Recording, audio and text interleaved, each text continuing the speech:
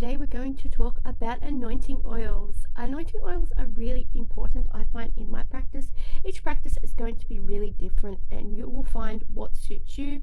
Some may work more with crystals, others may work more with the lunar cycle, others may work with more of the earth or the elements or energy.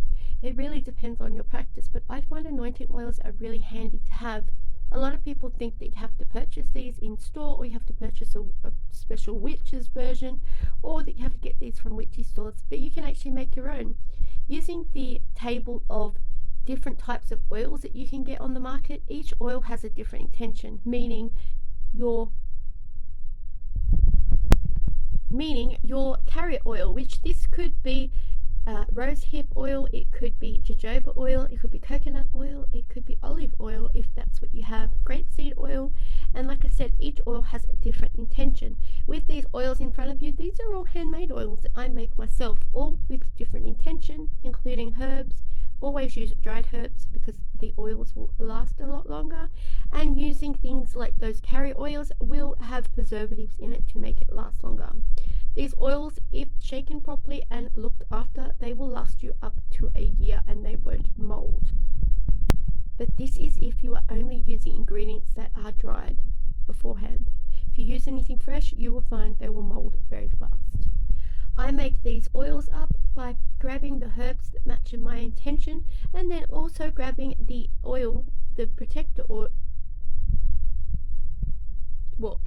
the carrier oil that matches my intention. Then what I will do is I will mix it with the herbs and also mix some essential oils because you also want it to be smelling. You don't have to do this, but this is just an extra step because some of these oils I do wear. And the great thing about intention oil, you can have them in big or small bottles. I tend to put mine into dropper bottles or into smaller bottles, depending on how much I'm actually going to use the oil. I will then mix up all the herbs while I'm thinking of the intention that I'm trying to set. You can also put sigils inside it, you can put essential oils, herbs, and you can also put all different oils. Try to stick to things that are preserved because, like I said, it will help with the shelf life. Once you've made it, put it away for 10 to 3 weeks. 10 days to 3 weeks, and then what you'll do is each day have it in a dark place, but then take it out of that dark place, and basically what you're going to do is you're going to shake it and think of that intention. After the 3 weeks or 10 days, depending on how soon you want to use these oils, you can then go back into your dark place, grab them out and take the herbs out if that's what you want. If you just want a clear liquid, you can do this. If you don't, I tend to like mine a bit chunkier, so I keep it with the chunks inside it. This is a road opening oil that I've recently made. As you can see, the ingredients do sit to the bottom, so you want to keep shaking and you want to make sure when you're making it there is no air pockets that sit in between the ingredients.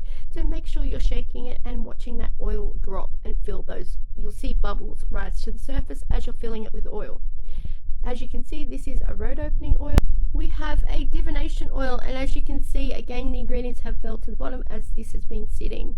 So make sure you are shaking those oils if you're going to use these. This is a money oil, and the great thing is about this, I've actually put a little coin in there to help with the money. I've also got sigils, I've got my herbs, I've got my essential oils, and this is a great way to utilize money. And you can do a petition and add that. You can add money. If you live in Australia, we have plastic money, so you could include that in there and it should be okay. But the coins preferably to use for money would be gold or pennies if you can. We don't have copper coins anymore in Australia, so I just use a gold coin. But shaking those ingredients, getting them mixing around the jar. The great thing about anointing oils, what can I do with them? I can put them on my person if I've made them with safe ingredients. Can you see those bubbles moving? See the air? That's what I'm meaning. You want that to shake and get all that moving around. And the great thing is about anointing oils, like I said, what can I do with them? I can put them on myself, I can put them on my spell jars, I can drop them into money bowls if I have that kind of thing. I can also put them on my altars, I can put them on anything that I carry on my person, talismans, amulets, crystals, if they're safe for that. You can also put them on, create like a consecration oil, which you just put onto ritual or things. that you're going to use in your practice regularly in your spell work. Say your wand, say your athame, say your goblet, if that's something you use. Your offering dishes, you can offer these to deities, ancestors. You can put them on your candles when you're doing your candle magic. You can put them in your candles while you're making them. You can put them in your ritual baths. Make sure that you're not making it pure essential oils, because that will just float in the bath. So having it mixed with a carrier oil, it won't sit on the top of the bath. But this is a divination oil, so I could put this on before I do divination to open my third eye. I can do this before I want to do any lucid dreaming, if I want to do any dream work, if I want to do anything like that, if I want to go to the astral. I could put this on my third eye, I could put it on my temples, I could put it on the soles of my feet for protection. If you're wanting to do a road opening spell, that road opening oil I could put on my feet as if I'm walking into my new adventure. I can also do that. I put it on my keys in my house, so every time I open my door, I'm opening to a new manifestation, a new intention, a new protection. Whatever you want to manifest, you can. And a lot of the times it's thinking out of the box and using those things. These ingredients you mostly will have in your stash, so you can just put them all together, make an anointing oil, rub it in your hands, clap them, get that energy going, and then get them onto your products that you want to have them on. Like I said, putting it onto your temples, you can actually do sigils with these. I tend to put them in roller bottles when I'm going to be carrying them on me as a personal oil, and when I want to take them with me, like I'm going away or anything like that.